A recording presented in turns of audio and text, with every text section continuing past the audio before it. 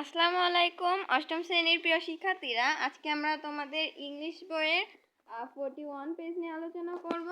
তো এখানে B number, read the text and do the following activities in pair. অর্থাৎ এই যে দেখো প্যাসেজটি দেওয়া আছে, এটার কি আমাদের পড়তে বলা হয়েছে এবং যে জড়ের কাজ আছে সেগুলো করতে বলা হয়েছে। তো চলো শুরু করা যাক। তো এখানে আছে a synonym is a word, অর্থাৎ যে প্রতিশব্দ একটি শব্দ, দ্যাট মিনস এর অর্থ the same word almost the same as another word, অর্থাৎ প্রতিশব্দ হলো এমন একটি শব্দ যেটা আরেকটি শব্দের সাথে একই অর্থ প্রকাশ করে বা একই বোঝায়। তো তারপরে কি আছে, there may be more than one synonym for some of the words, অর্থাৎ এটি কিছু কিছু সময় বা কিছু কিছু বা সবসময় কি একটা সিনোনিম অর্থাৎ প্রতিশব্দের অনেকগুলো প্রতিশব্দ থাকতে পারে, অর্থাৎ একটি শব্দের অনেকগুলো প্রতিশব্দ থাকতে পারে। বিগ অ্যান্ড লার্জ অর্থাৎ বড় এবং বড়, লার্জ অর্থ বড়, আবার বিগ অর্থ বড়, আবার বিগিন মানে শুরু করা, অ্যান্ড স্টার্ট অর্থ শুরু করা, আর সিনোনিম এগুলোই হলো কি প্রতিশব্দ।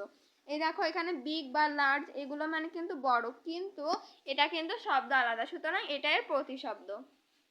তারপরে কি আছে, অ্যান অ্যান্টোনিম অর্থাৎ বিপরীত শব্দ is a word that means, এটিও একটি শব্দ, এর মিনস অর্থাৎ এর মানে the opposite of another word, এর হলো যেটা বিপরীত অর্থ প্রকাশ করে সেটা।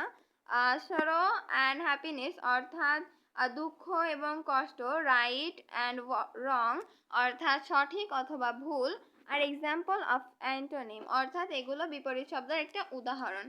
তো আমরা বি নাম্বার কিন্তু কমপ্লিট করলাম, এবার আমরা সি নাম্বারে চলে যাব।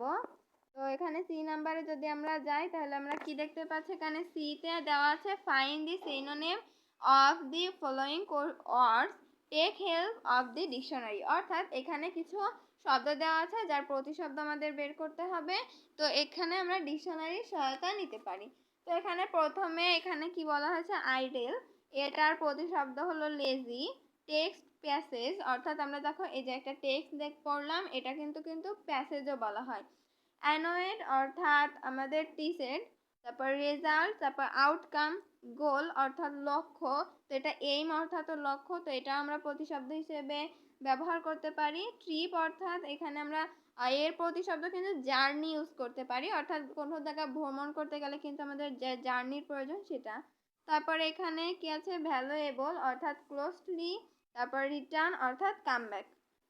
তো আজকের ভিডিওটি এই পর্যন্ত, দেখা হবে পরের ভিডিওতে, এবং আমার ভিডিও যদি ভালো লাগে অবশ্যই লাইক সাবস্ক্রাইব করে দিবে এবং পরের ভিডিওটি দেখার জন্য আমন্ত্রণ রইল। আসসালামু আলাইকুম।